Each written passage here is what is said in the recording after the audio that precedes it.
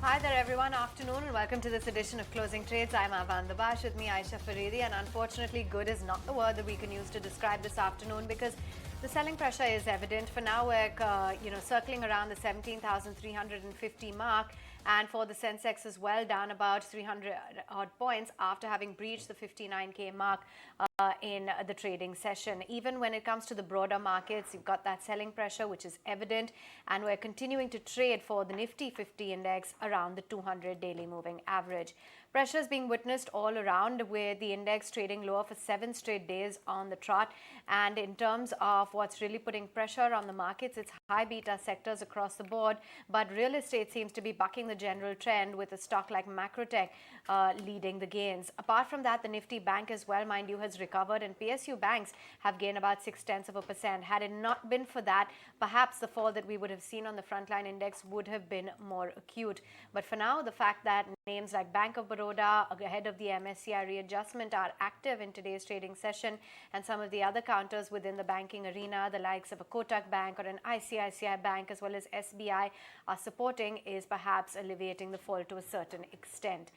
But for now, it's a lot of stocks that are in the spotlight as well. Lots of stocks in news. And Aisha, it's a sea of red across the markets, though. Yeah, it is. I just want to highlight what the global markets are up to, because Europe has started off on a big green, by the way. About a 1.25% is the kind of move that you're seeing on the DAX. FTSE scaling up higher by almost 1%, 1.25% up in the green for the CAC, and similar is the price action across FTSE MIB as well.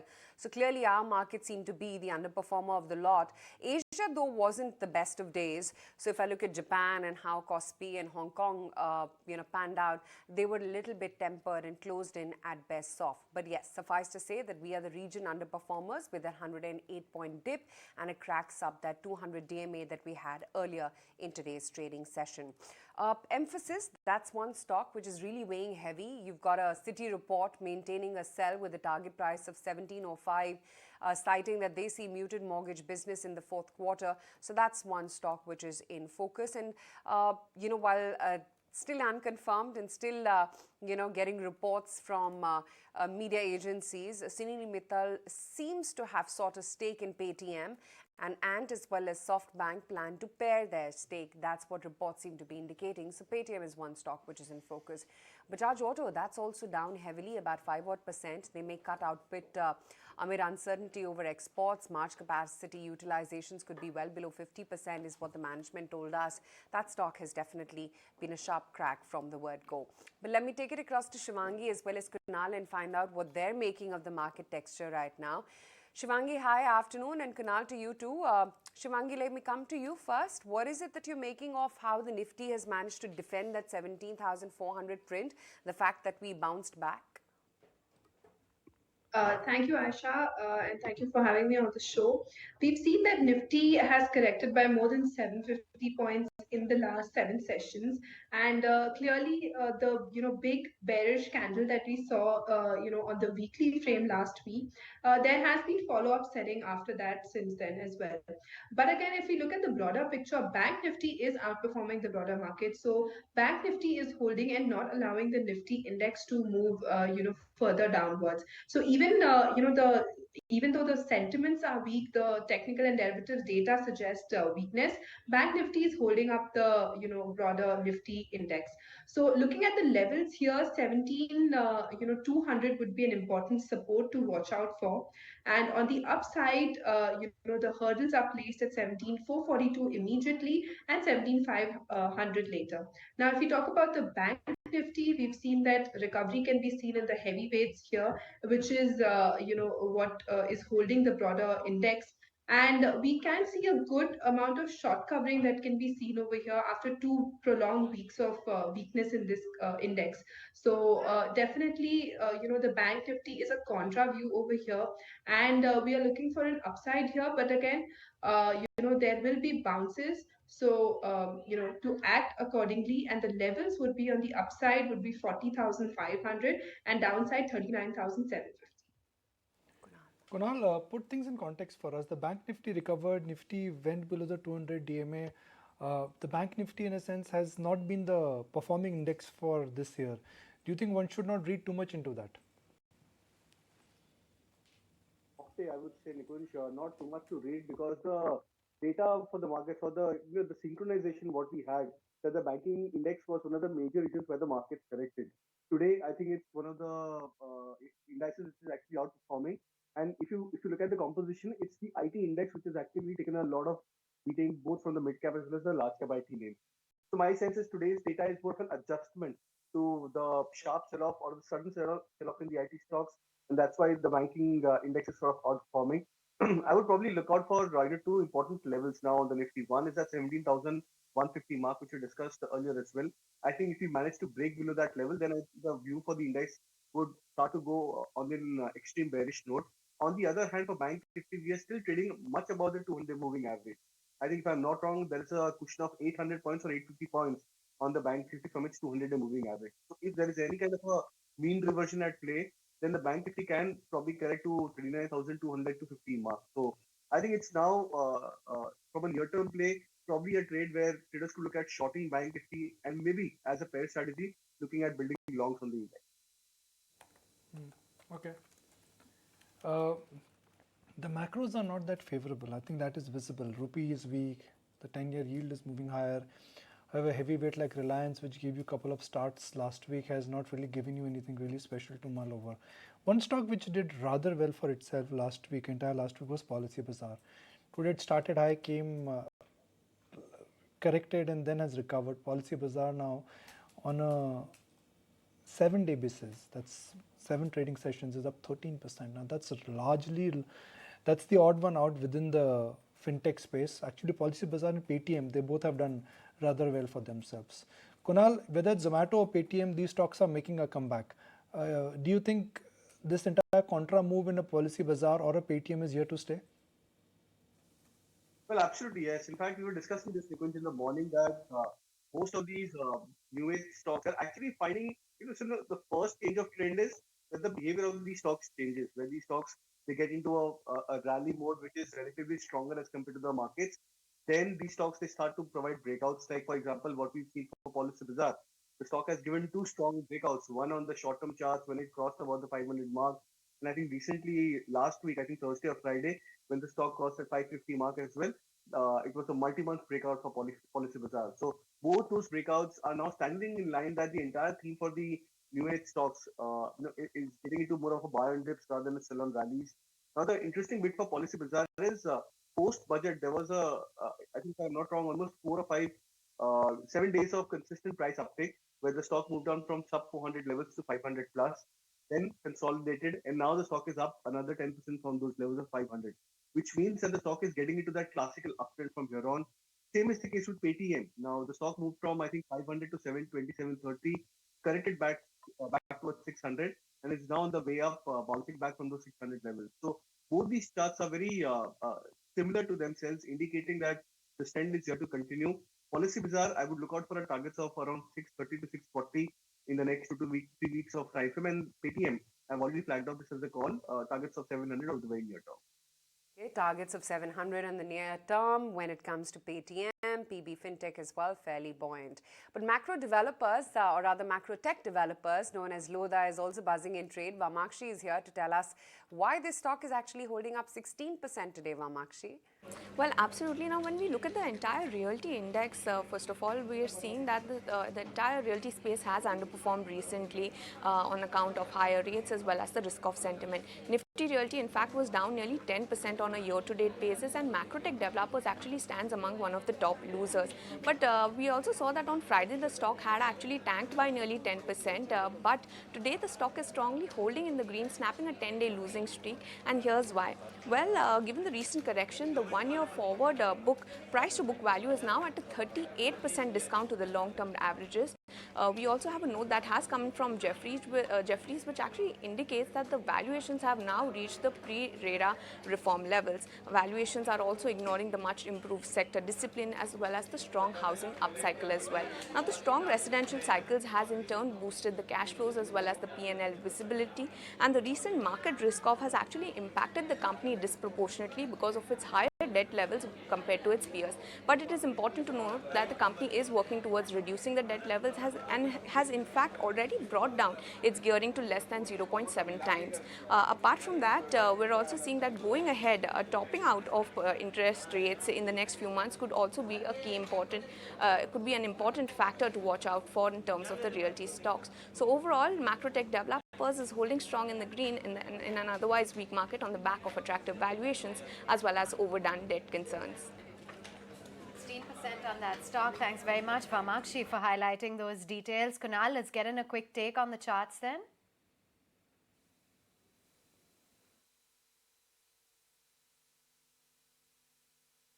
Unmute. We want Yeah, one, I think the stock was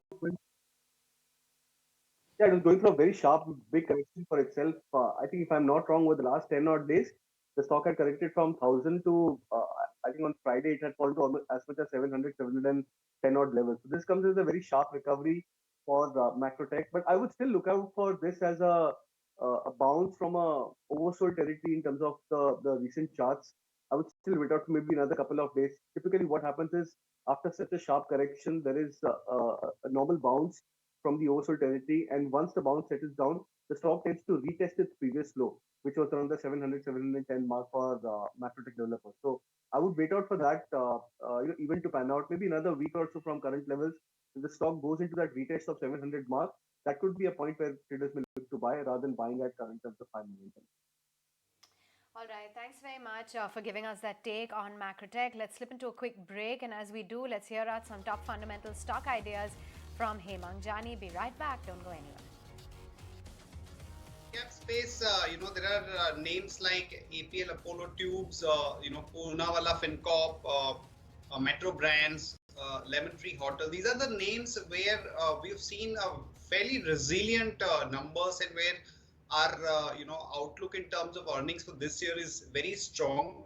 So these are the names where we would be buyers at this point, or if there is a small correction, let's say 5-7% over the next few days, that will make them even more attractive. And from the large cap space, I think auto remains to be on the top of the list, and Mahindra, Samvardhan, Motherson, Maruti, these are the names that we would be positive on. And of course, IT is something that we've seen some stability coming through. And we think that over the next few days, so names like TCS, Infosys, HCL Tech, these are the large cap IT names where we have a slightly more comfort because of the lower valuations.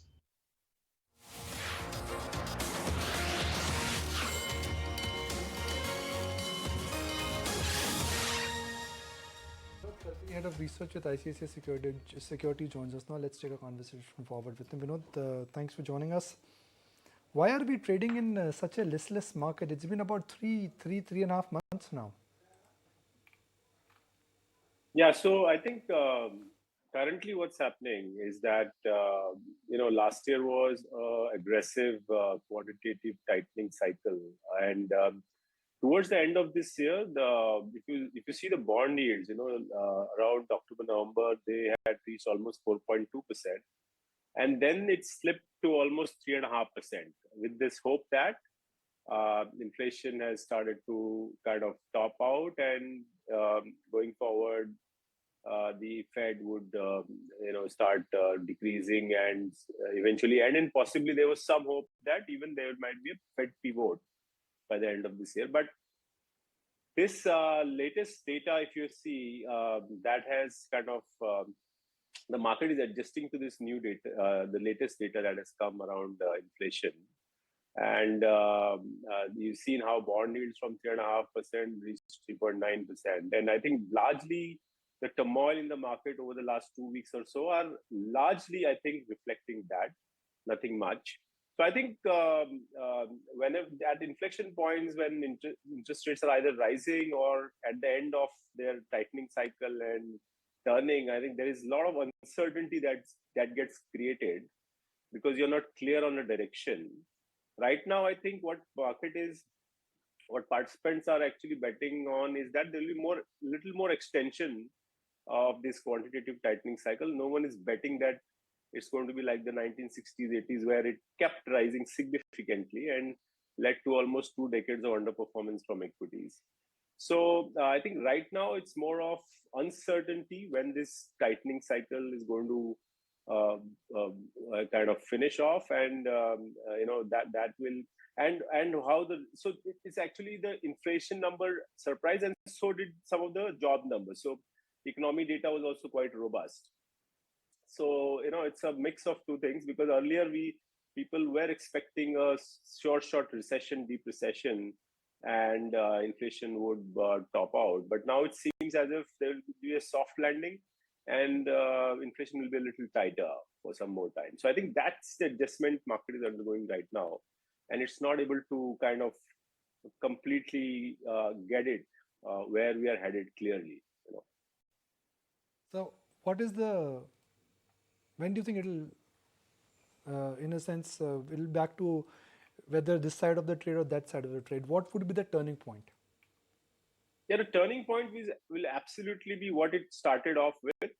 So a couple of years ago, before the quantitative tightening cycle, early signals came in, we were trading almost north of 22x, and now we are south of 19x basically. And I think that's the kind of valuation derating that has already happened in my view. More even on the small caps and mid caps.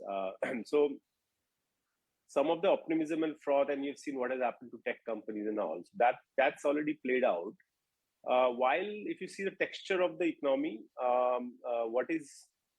where the growth is coming from, it's distinctly coming from the investment side of the economy, be it the government push on capex or the real estate cycle, which by the way has a more, it has a bigger share of gross fixed capital formation than the government's capex basically. And some of the industrial companies like in energy, metal, and others, where after a long period of underinvestment, we are seeing in the investment plans being laid out, and their balance sheets being quite robust. So I think investment and the related credit cycle on the industry side is where we see demand coming in, and I think valuations are also reasonable. And even if you see the reaction, these sharp reactions that we've been seeing in the market, these companies which are related to the investment side of the economy or the industry credit side of the economy are not fizzling out typically that they do in a risk-off environment. In fact, they're holding on pretty well. So it's a signal that demand is coming from this side of the economy, while global demand-related stocks or some of the pure mass consumption kind of stocks, I think there is some challenge in terms of demand outlook also. Yeah. Right. Just wondering, given that we've actually seen retail participation come down significantly in the past couple of months, and there's data spelling that out as well.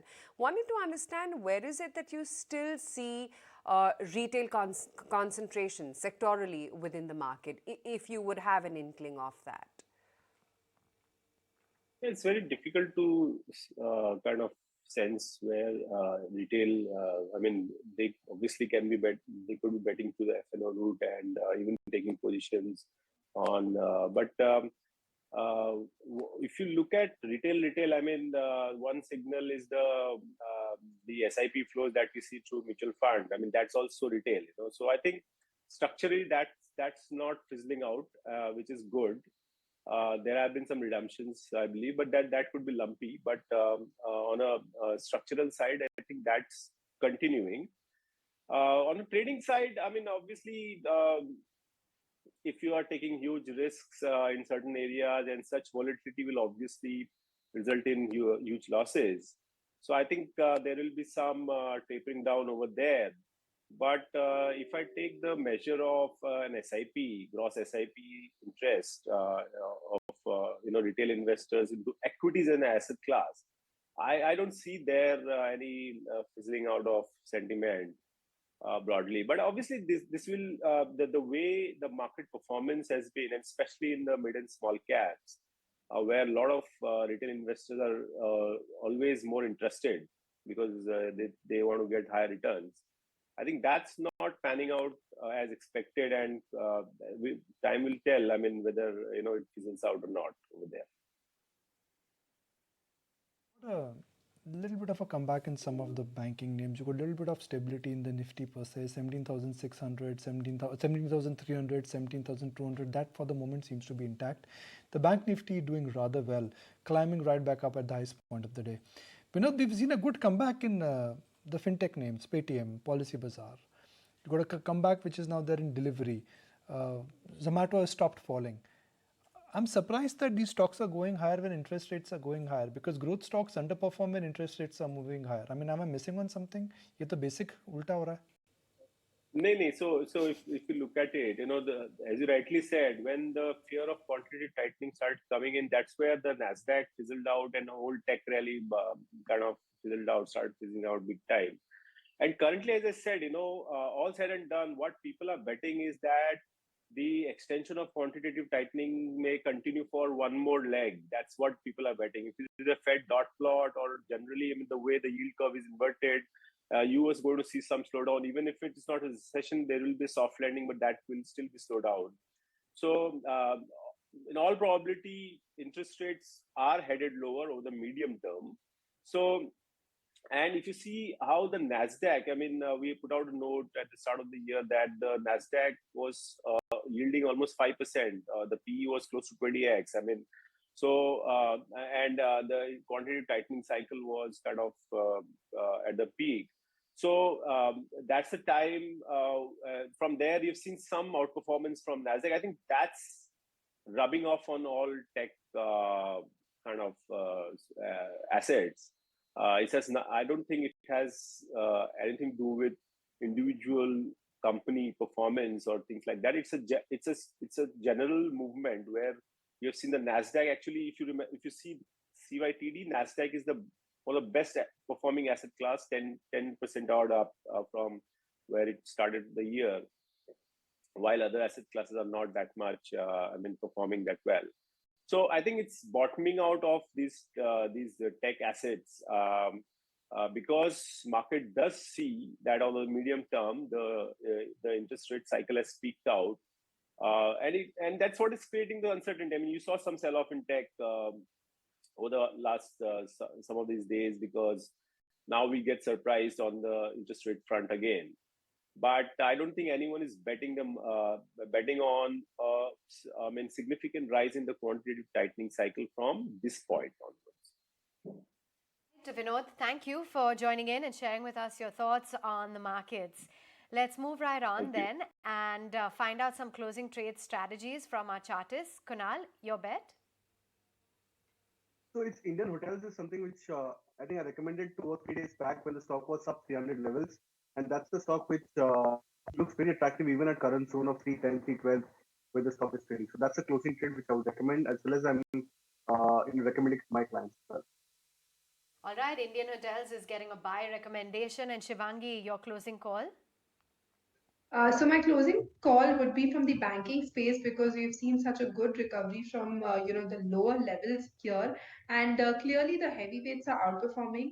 I'm choosing ICICI Bank over here as it's taken a very good support near around about 830 levels, and a good up move can be seen over here. The short covering move with great volumes. And call writers can be seen unwinding their position, which will make the up move quite quick. So recommending a buy here with a target of near 890 and a stop loss near 840 levels. All right, there you have it. Those are your top closing trades, ICICI Bank as well as Indian Hotels. Time for a very short break. Stay with us for more on closing trades.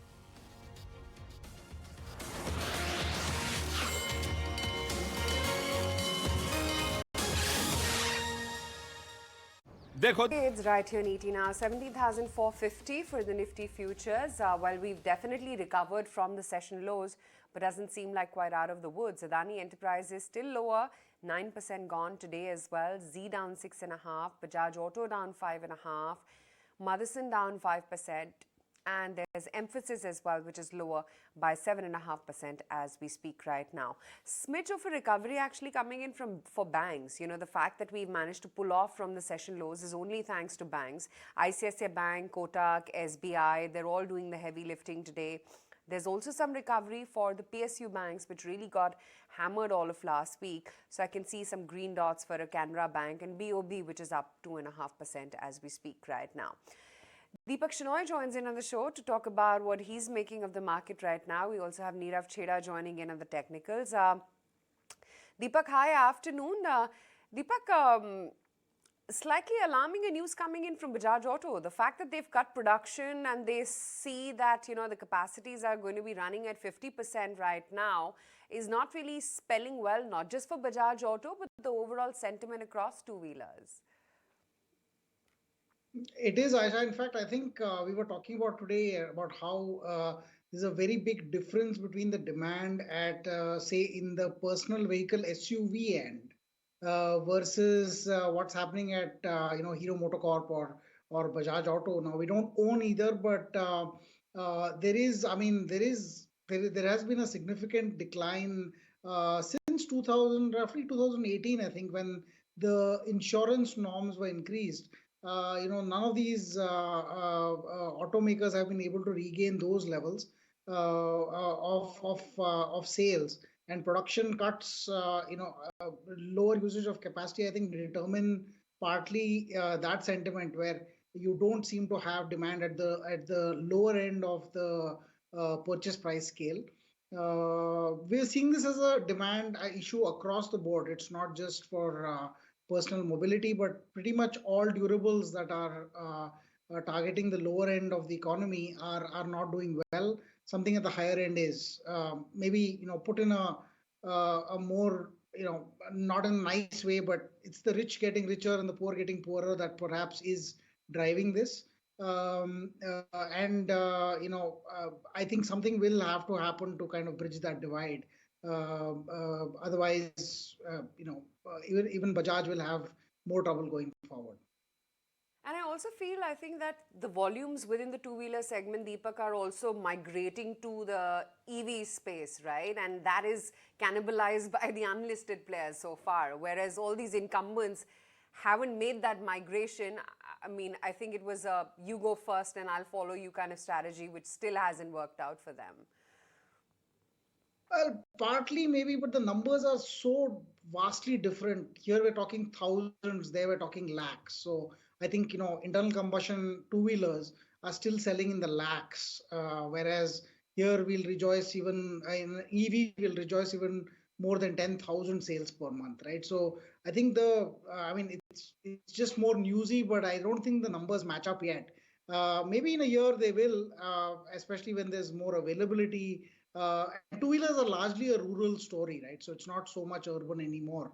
So I don't think EVs are selling as much in rural locations as much as we would have liked it to be. But maybe you're right. I mean, I haven't seen the relative numbers recently, but it could be that they cannibalize a little bit, but I don't think that's the real story. Because it's a stock which we've discussed, and it's now slightly perplexed for me, Deepak, to understand that is it because Adani stocks have fallen, LIC is falling, or there is something else? I understand that there was a reaction post-budget, justifiable. The policy was changed by the government. Is it because Adani stocks have gone down and this stock is falling? No, there's two things I think here. What happens when the general market falls is that the embedded value of LIC, there's a large percentage of it, maybe 35% of it, that is dictated by the stock market valuation of the non-participating policyholder investments, which is obviously going to be impacted. Roughly 10% fall has happened in the overall portfolio. If I look at the NSE 500, even if you discount what they own in the Adani stocks, the rest of the market has also fallen roughly 10%. So you should be aware that the embedded value will probably get affected, roughly 35% of that. So maybe it'll fall 3.5 to 5% just based on the relative fall in the stocks that they hold in the non-participating shareholder, non-participating policyholder portfolio. However, in the long run, these changes get removed overall, and the debt part of their portfolio, which is a significant part of their portfolio, starts earning higher yields as the markets as the debt markets have changed gear. So over the long term, this will not make a difference. But right now, I think there's a lot of fear, and of course, I don't think management's helping by not giving a lot of clear indications about all of this. But I think in the longer term, it will recover. There's a big portion of another part of the profit pool which should come into play in the January to March quarter. That is the participating shareholders' profit share, which should more or less offset any losses that they might have because of the non-participating piece. So, I overall think this is not a significant event for LIC, but we'll have to wait for results. That's the only time when we get to see the numbers and some management commentary at the time. What about your outlook, Deepak, when it comes to Z Entertainment, given the fact that now NSE has banned the F&O contracts after that NCLT order ordering insolvency against the company? The stock clearly seems to be taking quite a beating over the past many days. Yes, I think there has been, of course, a change because NCLAT has kind of stayed this thing until the responses come. I don't know what the latest is. We don't own any shares here, but one of the things that I would say as a problem is this is supposedly a no debt company that has given a lot of corporate guarantees and letters of comfort to promoter owned companies. So effectively, it did have this contingent debt, and that's what's come back to haunt it. The numbers are ridiculously small. I mean, 80 or 90 crores, most of which has already been provisioned for, that hasn't been paid despite all of this. I think it's a very simple settlement. They've already provisioned for it. They should just pay it and be done with it.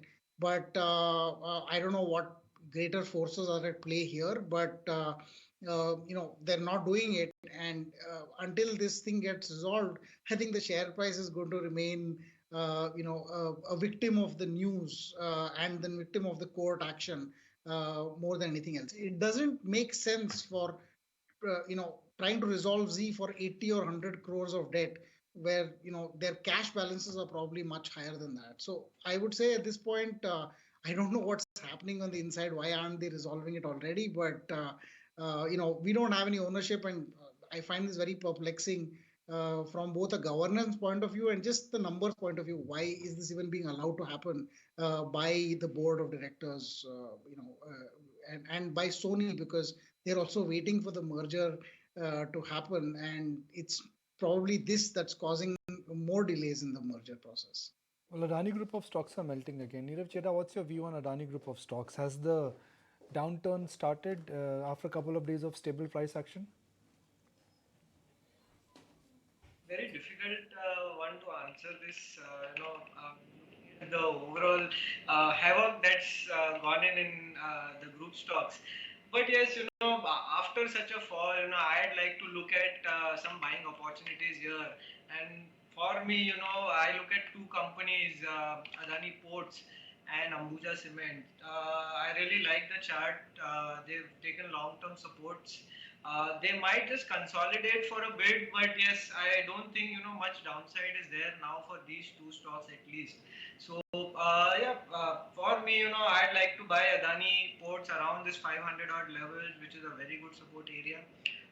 Similarly, looking at Ambuja Cements, that 320 to 300 band is a very good support area, long-term support area.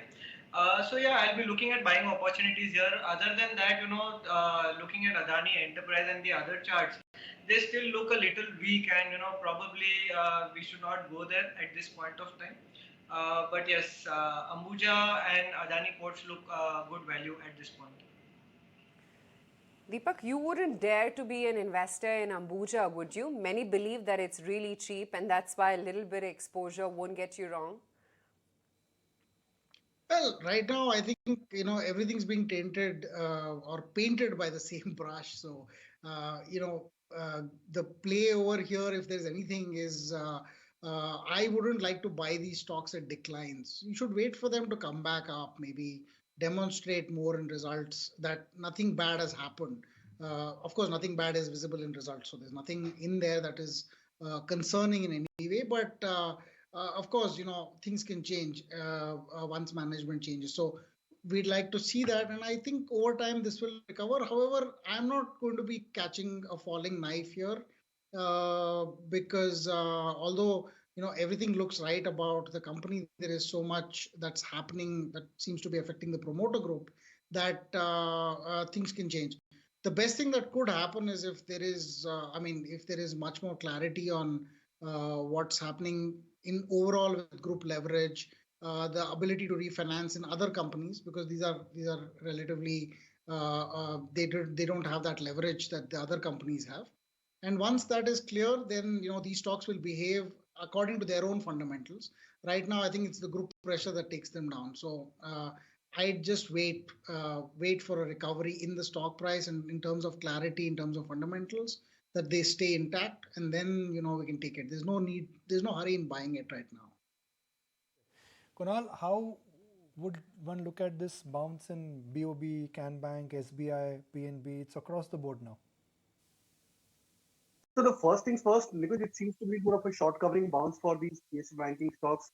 In fact, I was looking at the reduction of open interest for these stocks on the future segment on an intraday basis, as well as on the options front, because there seems to be some ground strikes which have been broken for these stocks. For example, 275 for Canara Bank, and then 155 odd for Bank of Baroda. So it just gives a sense that possibly the stocks are moving on from one ground strike to the other. That's 155 to 160, for example, for Bank of Baroda.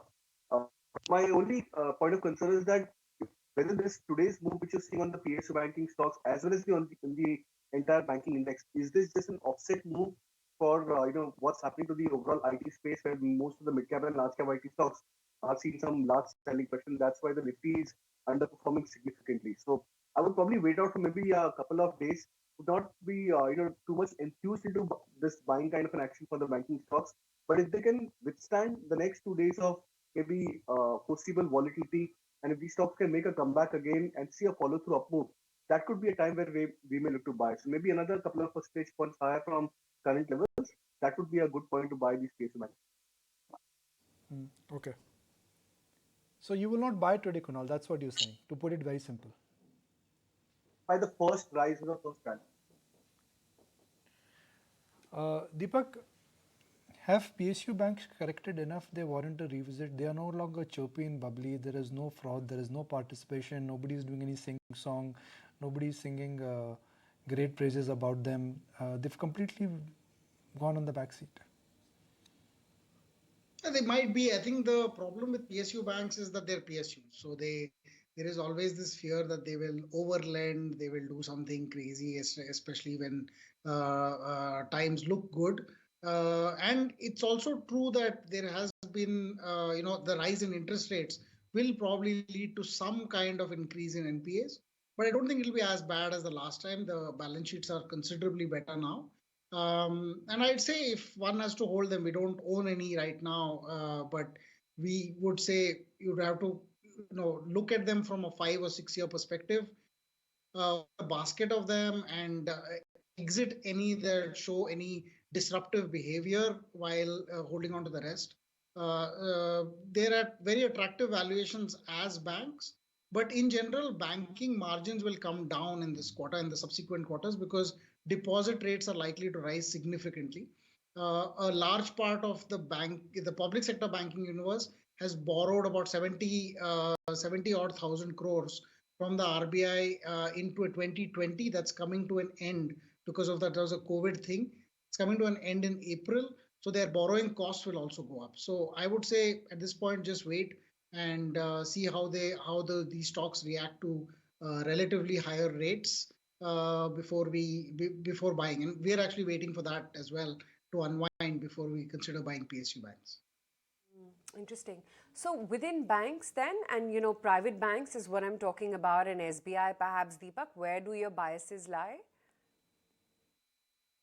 I'm still with ICICI and Kotak, Aisha. I think they are relatively, they're relatively broader banks. Of course, HDFC is there. It's very nice, but this is this impending merger, and we don't know what's going to happen at that point.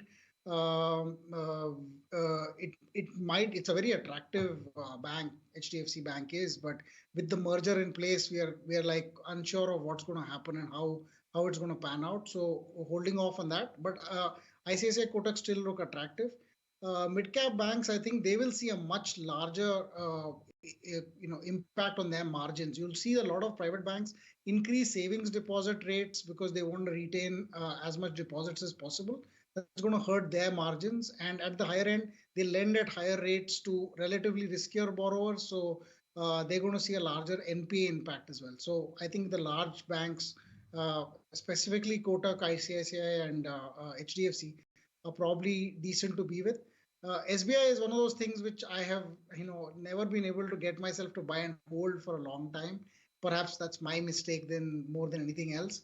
But numbers look attractive, and the PSU tag is the only thing that keeps me worried about it. Okay. Banks are looking okay, IT selectively is looking okay, but Indian hotels, I think, Kunal, this was on your radar at the beginning of the show as a stock idea? Yeah, Nikuj, I think over the last two or 3 days, I've been giving quite a lot of buy calls for Indian hotels. And do you think it could head to 400 in this year sometime? You think it's that kind of a chart? Yeah, I think it's a very good chart. I'm not sure of 400 as a target, but I think at least a retest of the 340, 360 mark for Indian hotels should be, seen sometime maybe in the next couple of months, or maybe in the next 4 to 5 months. So I would be very bullish on the stock. So it's all about risk reward. So I think at 300 levels, the stock has completed two the sets of retracement, price correction, time-wise correction, both has happened, and the psychological retest of the 300 also has happened. So I think it's a very good level to buy. Traders who are looking at kind of an extended 3 to 6 months, I think it's a very good buy.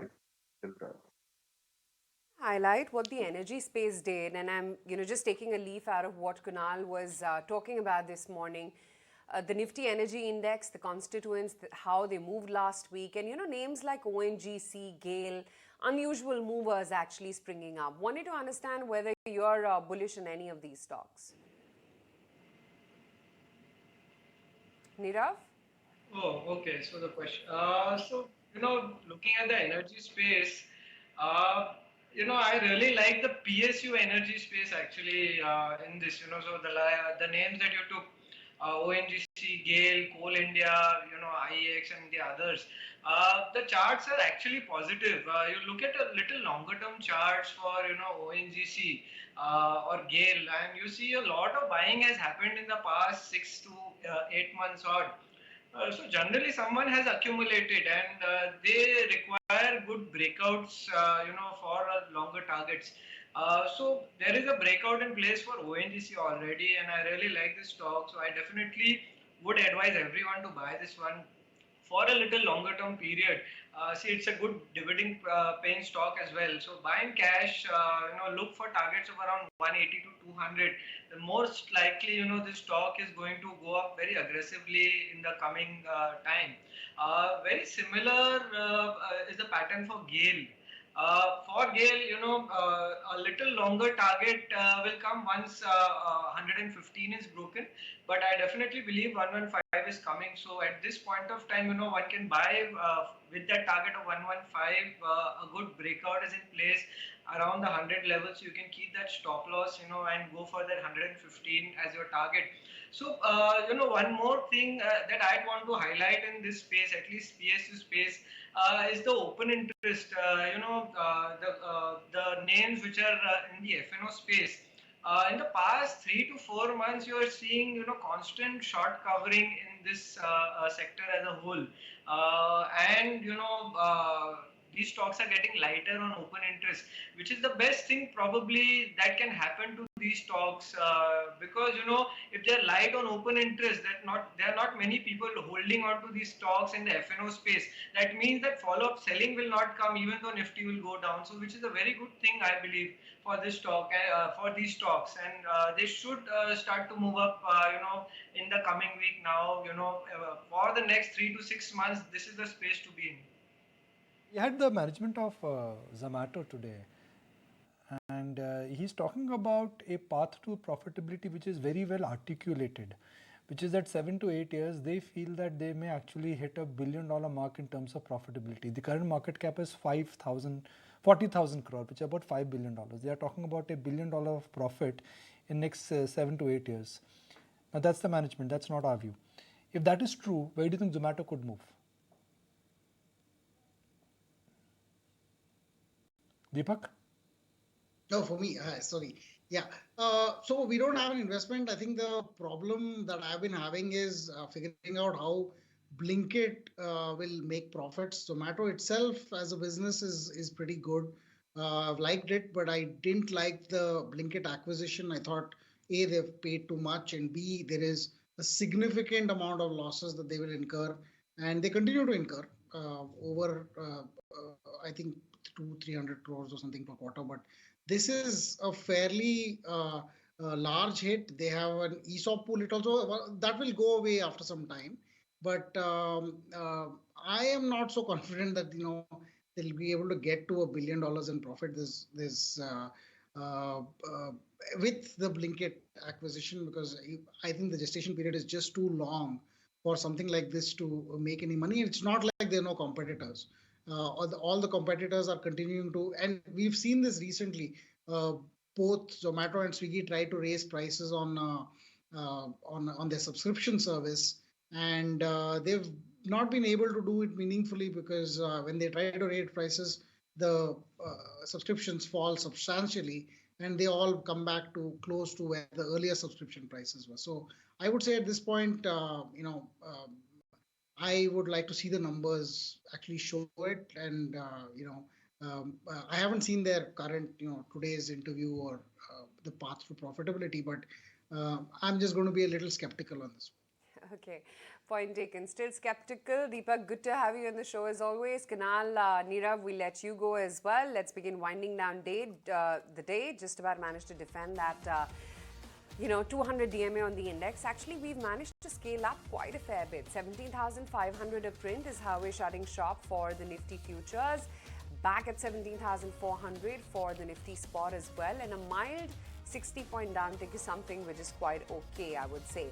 Banks, along with power and real estate, is the one which actually led the recovery. Oil and gas also saw a fair amount of covering towards the dying minutes of trade, as did financials as well as FMCG. It was media led by Z, which was really down and out. Infrastructure as well weighed heavy, and technology today was a drag along with automobile sectorally. The breadth of the market as well, while it did recover a bit, but it managed to underperform still what the benchmark indexes did. So on closing bell, ICICI Bank, Kotak, SBI, HDFC Life, Axis Bank have all managed to close in the green, but red still continues for Adani Enterprises, for Bajaj Auto, Tata Steel as well as Eicher Motors. So within the broad end of the market, it was once again PSBs which actually led the recovery. But that's pretty much it on this edition of Closing Bell. Thanks very much for watching.